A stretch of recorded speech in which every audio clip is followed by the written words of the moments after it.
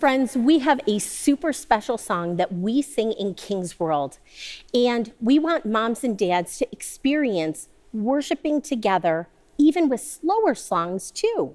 So, kids, if you can grab mom and dad by the hand, we're gonna stand together and we're gonna sing a song that reminds us that we are a child of God.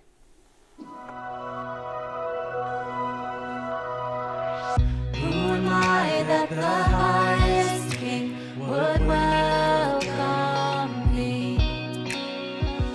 I was lost, but he brought me in. Oh, his love for me. Oh, his love for me. Who the Son sets free, oh, is free indeed.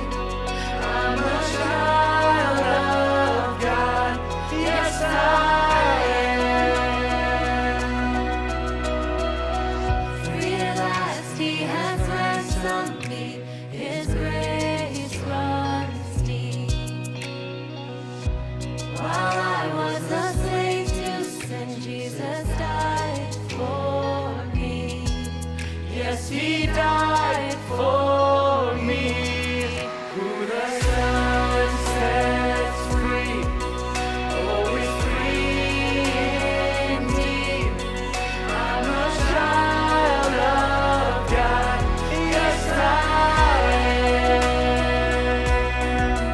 In my Father's house, there's a place for me. I'm a child of God, yes I am.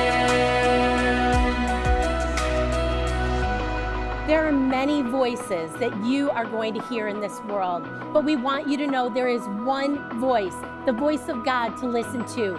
You are chosen. You are a child of God. Let's sing that together now. I am chosen, not forsaken. I am who you say I am. You are for me, not against me. I am who you say I am. I am chosen, not forsaken. I am who you say I am. You are for me, not against me. I am who you say I am. I am chosen, not forsaken. I am who you say I am. You are for me, not against me. I am who you say I am. Oh, I am who you say I am. Yes, I am who you say I am. Who the Son sets free, oh, is free indeed. I'm a child of God, yes I am. In my Father's house, there's a place for me. I'm a child of God, yes I am. In my Father's house, there's a place for me. I'm a child of God, yes I am. Welcome to Story Lab. This week, we're talking about trust, while we look at the story of a man who had a lot to worry about. Oh, and we're also going to be doing this.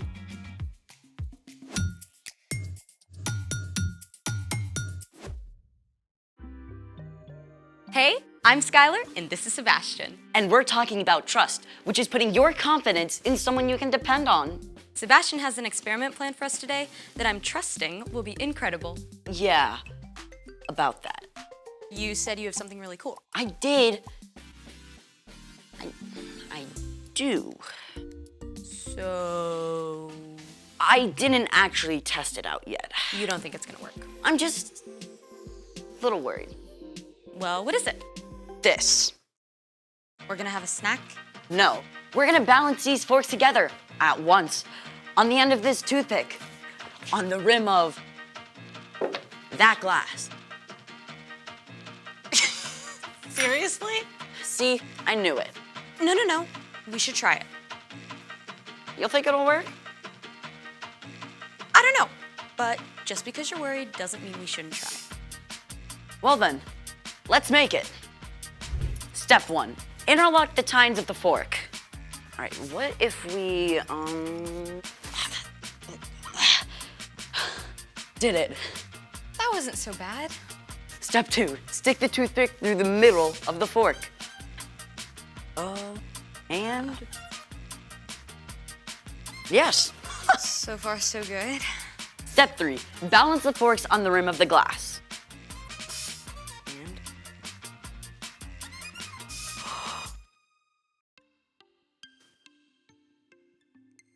See?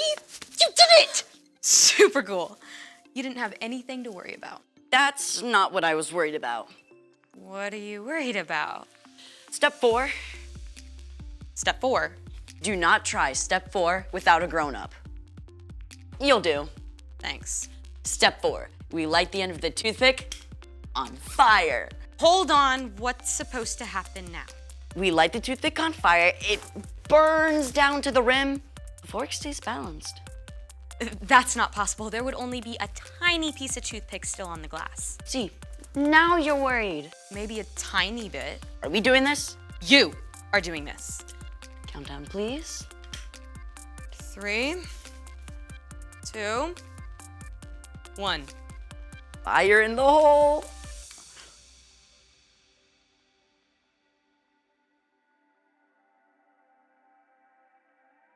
What?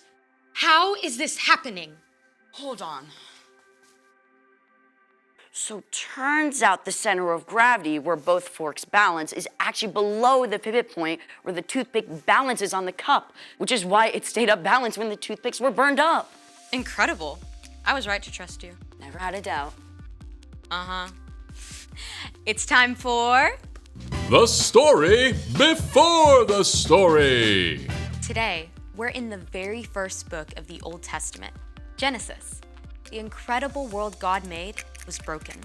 But God had a plan to bless the whole world through one family, God chose Abraham, who had a son named Isaac. who had twin sons named Esau and Jacob. Jacob tricked his big brother out of his rights and blessing as the oldest.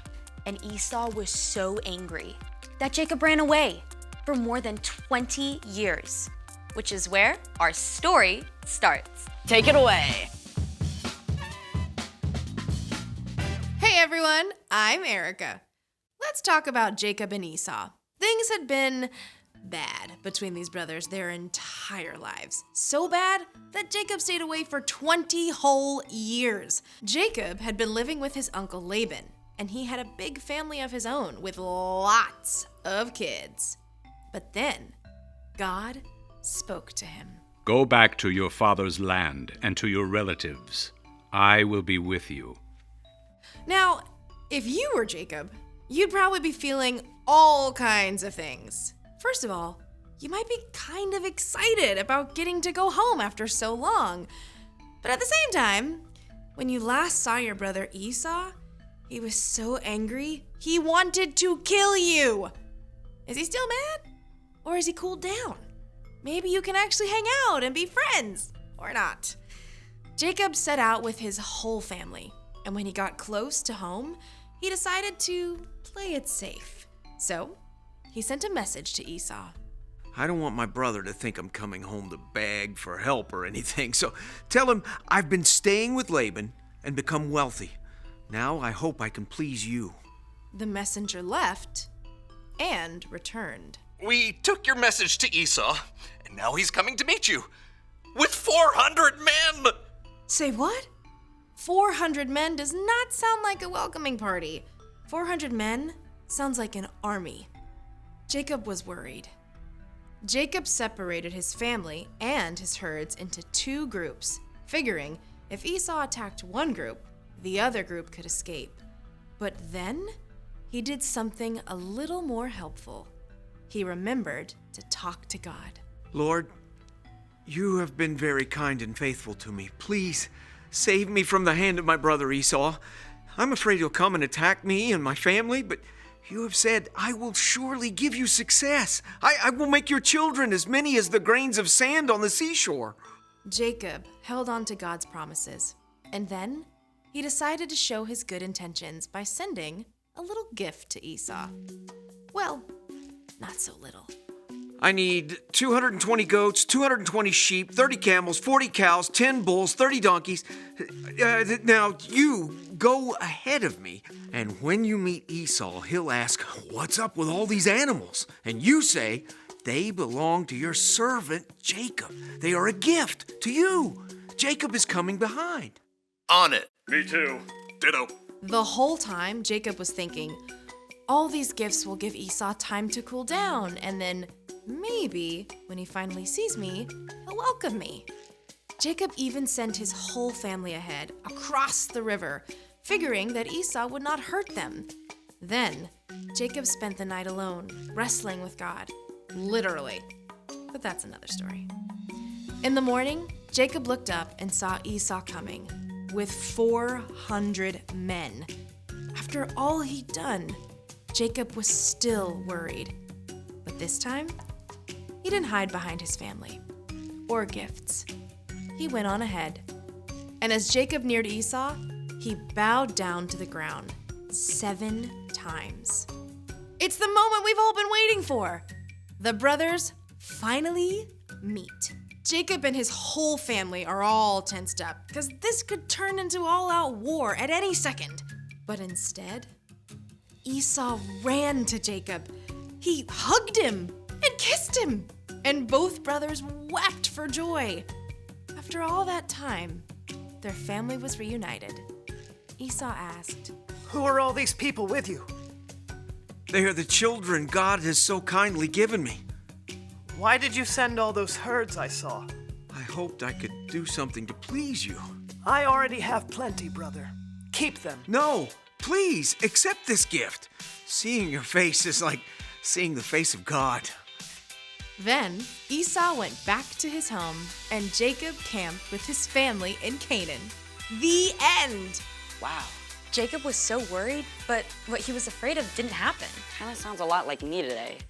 I mean, I spend time stressing about something and then it turns out okay. It's super easy to do that, but you can trust God with the little stuff and the big stuff too. Jesus did that. I mean, even when he knew he was going to be arrested, he talked to God about it. And then he trusted God to be with him through everything. That's right. You know, talking with God is a big part of trusting God. So, what's our part in this story? Well, maybe you're really worried about a big test. You can ask God to help you study and give you a clear mind. And then trust that you'll be okay, no matter how the test goes. Or your parents are going on a big trip, and you'll be staying with your grandma for a whole week. You can ask God to give you peace and trust that God will be with you the whole time. I was so worried all week figuring out a cool experiment to do. I kind of forgot to talk to God about it. Guess that really would have helped. For sure. I'll see you next time. Here's the thing. You can trust God even when you're worried. See how your experiment turned out?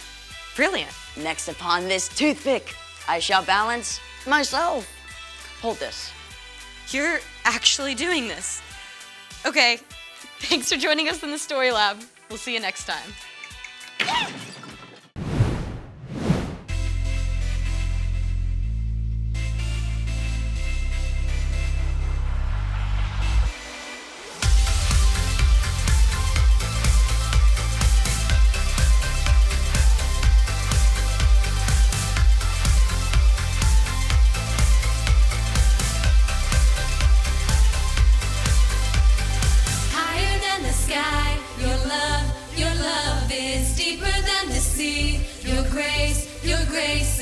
washing over me and calling me your own, your own.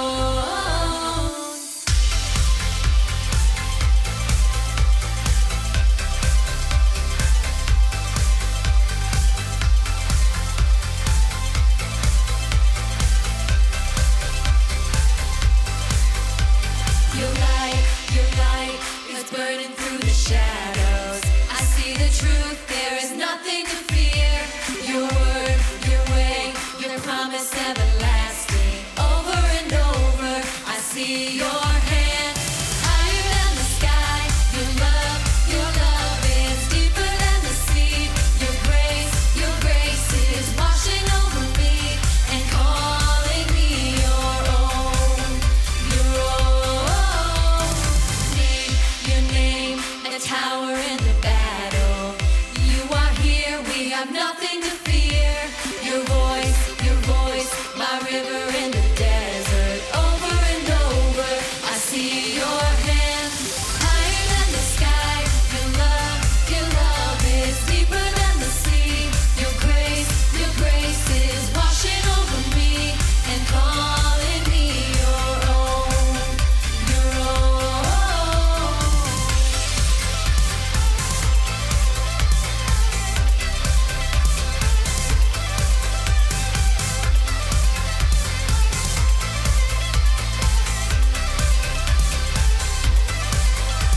Yeah, we're the love at. Picture these words, it's a Snapchat.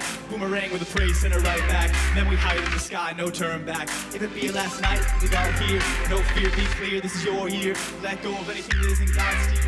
Rising with a dream, man, it's so clear. Yeah, it's so clear. And you know wherever we go, I'ma stick close, they think we a duo. Bond so tight, hug it out like a sumo, and I'll never think twice. You're the boss of my life, no, you. And the world not down with us. They can try to live in faith, but it's down to us. Yeah, love so real, it's into us. Let's come down, hear the praise go up.